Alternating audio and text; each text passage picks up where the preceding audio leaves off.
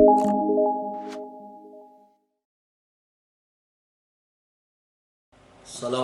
warahmatullahi wabarakatuh.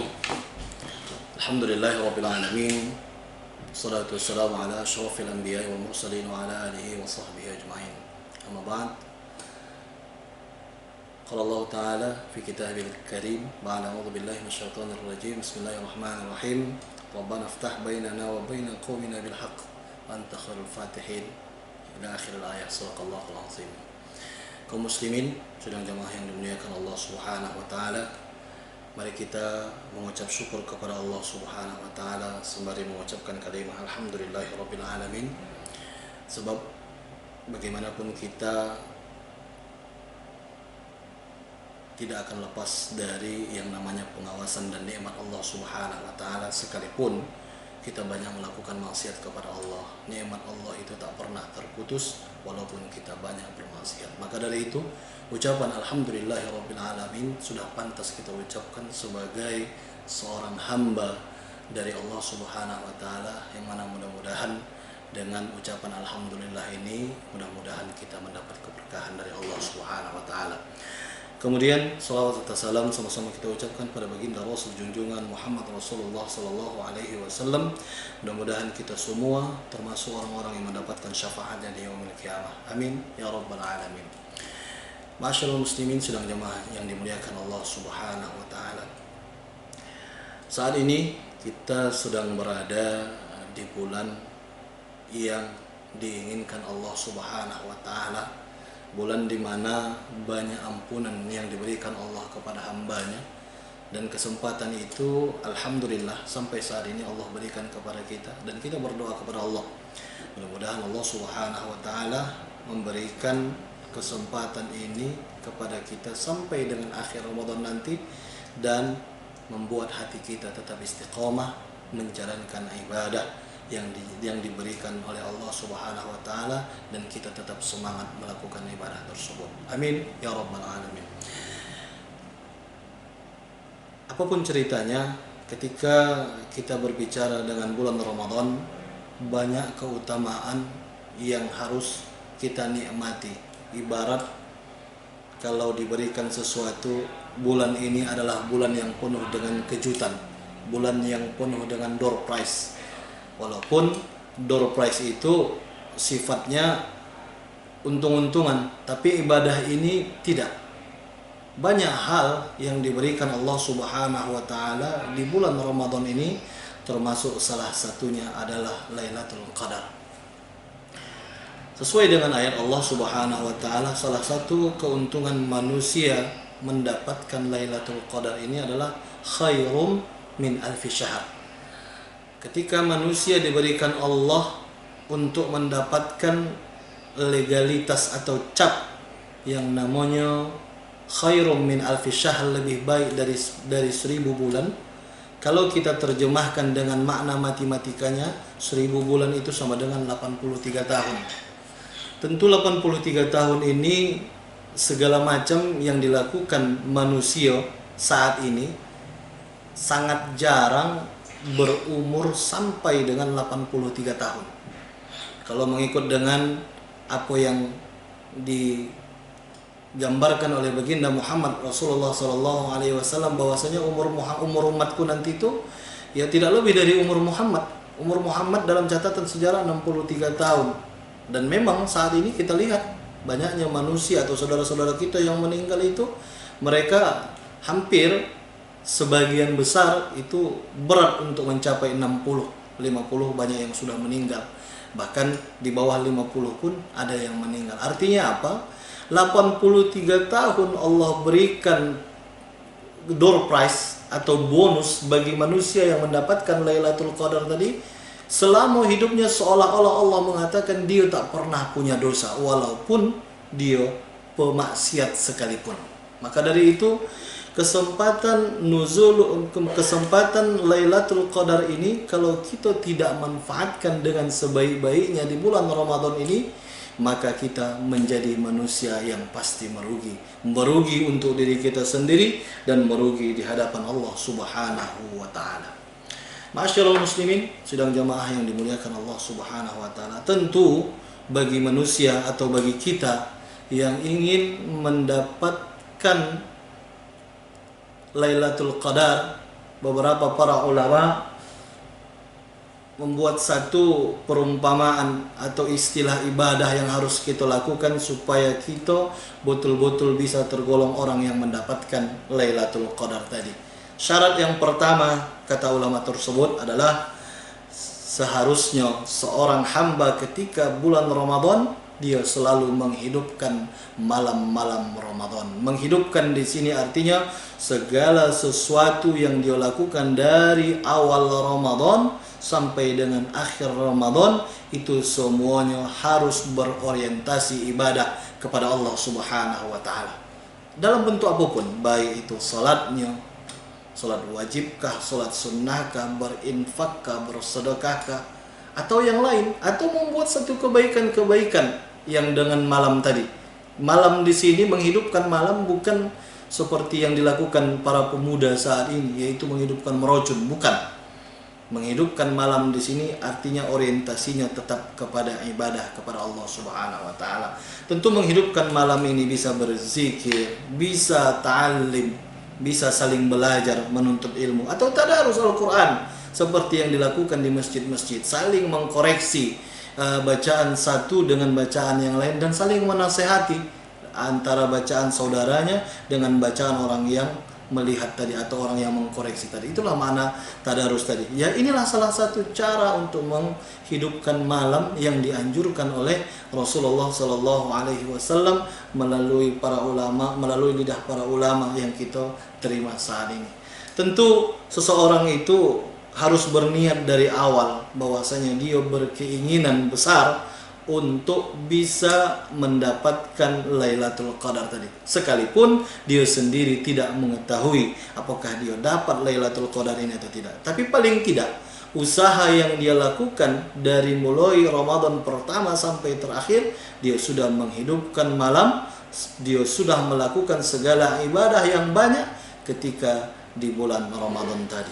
Kemudian yang kedua adalah memperbanyak tilawah Al-Quran atau membaca Al-Quran. Kita ketahui bersama bahwasanya Al-Quran ini bahagian penting adalah salah satu di bulan Ramadan adalah tempat di mana Allah menurunkan Al-Quran itu pertama kali. Kita sama-sama mengetahui dalam surah Al-Alaq ayat 1 sampai 5 di sana Allah ceritakan bagaimana Muhammad Allah perintahkan untuk membaca Iqra bismi rabbikal ladzi khalaq. Muhammad berkali-kali mengatakan ma ana biqari, aku tidak bisa baca. Tapi dengan hidayah Allah Subhanahu wa taala, karena kita ketahui Muhammad itu yang keluar dari mulut Muhammad itu bukan sesuatu seperti kita biasa, bukan. Tapi yang keluar dari Muhammad sesuai dengan ayat Allah, wa ma yuntiqu anil hawa in huwa illa wahyu yuha. Apa yang keluar dari Muhammad itu bukan onda hatinya, tapi sesuai dengan wahyu yang telah diturunkan oleh Allah Subhanahu wa taala. Makanya Al-Qur'an ini adalah apapun yang sudah Allah turunkan ini merupakan petunjuk bagi manusia. Hudal linnasi wa bayyinatin minal huda wal furqan. Petunjuk bagi manusia, pembeda untuk seluruhnya dan bisa menjadi pembeda bagi manusia antara yang hak dan yang batil.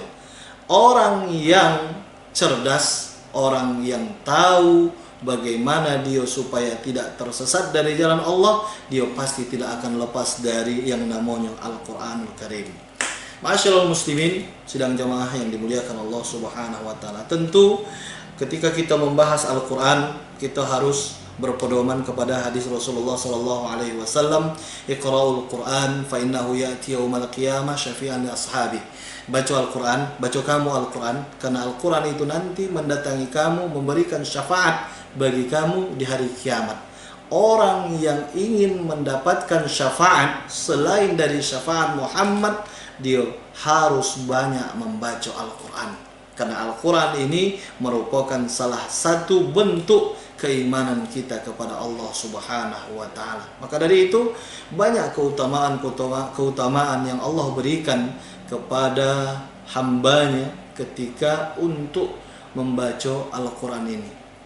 Dalam sebuah hadis Rasulullah sallallahu alaihi wasallam bersabda, "Man qara'a harfan min kitabillah falahu asyru amsalha, la aqulu alif lam mim harfun, walakin alif harfun, lamun harfun, wa mimun harfun."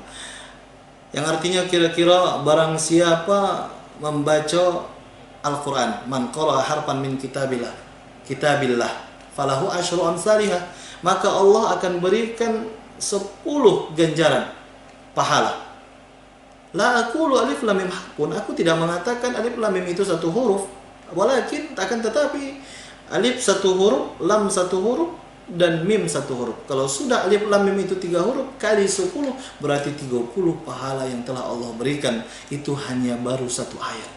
Bagaimana kalau kita banyak membaca Al-Quran ini tadi? Makanya tidak heran ketika bulan Ramadan banyak masjid-masjid yang melaksanakan tadarus Al-Quran. Tapi hendaknya tadarus ini juga harus membekas bagi kita setidaknya. Jangan hanya karena momen Ramadan kita tadarus Al-Quran, tapi paling tidak kita harus melakukan hal tersebut di bulan-bulan yang lain. Jangan pernah merasa bosan dengan yang namanya membaca Al-Quran. Kemudian selanjutnya yang harus kita lakukan upaya guna untuk mendapatkan upaya Lailatul Qadar tadi adalah memperbanyak zikir dan doa kepada Allah Subhanahu wa taala. Kata Rasulullah sallallahu alaihi wasallam, "Afdhaluz zikri fa'lam annahu la ilaha illallah." Seabdul-abdulnya zikir itu yang perlu kamu ketahui adalah la ilaha illallah. Artinya kalau sudah kita mengatakan tiada Tuhan selain Allah, apapun pekerjaan kita dalam dunia ini tidak bisa kita harapkan yang lain kecuali hanya kita bersandar kepada Allah Subhanahu wa taala. Karena bagaimanapun ceritanya, semua yang kita lakukan dalam dunia ini Allah tidak menuntut hasil, tapi Allah menuntut kepada kita melakukannya, bukan menuntut hasilnya. Masalah hasil serahkan kepada Allah Subhanahu wa taala. Karena kata Allah di dalam Al-Qur'an pun, "Walaisa lil insan illa ma sa'a." Manusia itu pasti mendapatkan apa yang dia usahakan. Artinya usaha yang kita lakukan pasti tidak akan mengkhianati hasil. Zikir dan doa kepada Allah merupakan satu bentuk cara taqarrub kita kepada Allah Subhanahu wa taala. Cara untuk mendekatkan diri kita kepada Allah Subhanahu wa taala. Makanya perbanyak zikir dimanapun kita berada. Jangan pala terkonsentrasi zikir itu harus berjamaah, tidak. Tapi dimanapun kita berada, zikir itu harus tetap ada dalam hati kita. Kenapa? Karena apapun ceritanya kehidupan dalam dunia ini, hendaklah kita bergantung kepada Allah Subhanahu wa ta'ala. Hal yang berikutnya, guna untuk mendapatkan Lailatul Qadar tadi, harusnya kita banyak melaksanakan ibadah yang namanya salat. Ya. Sebagaimana yang kita ketahui, salat ini merupakan barometer amal ibadah manusia. Ketika seorang hamba dituntut untuk melakukan ibadah yang lain, tapi di hadapan Allah salatnya semeraut, maka ibadah yang lain itu dianggap tidak ada apa-apanya. Kenapa? Karena barometernya tadi sudah dia gugurkan. Makanya ketika barometer ini tadi sudah dilakukan, maka seluruh amal ibadahnya pun akan pasti dianggap baik. Karena awwalu ma yuhasabu indallahi as-shalah. Amal ibadah yang pertama kali dihisab oleh Allah Subhanahu wa taala adalah salat. Maka dari itu salat adalah merupakan salah satu bentuk untuk upaya kita mendapatkan Lailatul Qadar tadi, termasuk mengupayakan banyaknya salat-salat sunnah yang kita lakukan pada Ashrul Awakhir. Jadi di 20 malam ganjil terakhir ini adalah upaya terakhir guna untuk mendapatkan Lailatul Qadar tadi. Banyak melakukan salat, banyak melakukan bentuk kebaikan, banyak melakukan zikir dan doa, dan banyak melakukan menghidupkan malam, termasuk bersedekah. Bersedekah pun termasuk cara salah satu menghidupkan malam. Harapan kita mudah-mudahan Allah Subhanahu wa taala memberikan kita sebagai orang yang mendapatkan Lailatul Qadar. Dan Lailatul Qadar itu kapan dapatnya? Wallahu alam. Apakah dapat kita dalam tahun ini ataukah tahun sebelumnya? Dan kita hanya dituntut untuk mencari, berusaha sebagaimana usaha dan upaya yang kita lakukan. Mudah-mudahan usaha dan upaya yang kita lakukan tadi betul-betul dianggap Allah, dan usaha tadi betul-betul maksimal kita lakukan. Wajahidu fillahi haqqa jihadi. berusahalah kamu betul-betul untuk usaha mendapatkan apa yang dikaruniakan Allah Subhanahu wa taala. Akhirnya mudah-mudahan kita semua mendapatkan Lailatul Qadar ini, baik tahun ini atau tahun-tahun akan datang. Mudah-mudahan Allah sampaikan juga kita di Ramadan berikutnya. Mudah-mudahan Allah Subhanahu wa taala mengampunkan dosa kita semua. Mudah-mudahan Allah Subhanahu wa taala menerima segala ibadah yang kita lakukan dari awal sampai akhir nanti, dan pada akhirnya kita termasuk hamba-hamba yang bertakwa di hadapan Allah Subhanahu wa taala. Akhirnya wa bihi nasta'in. Wassalamualaikum warahmatullahi wabarakatuh.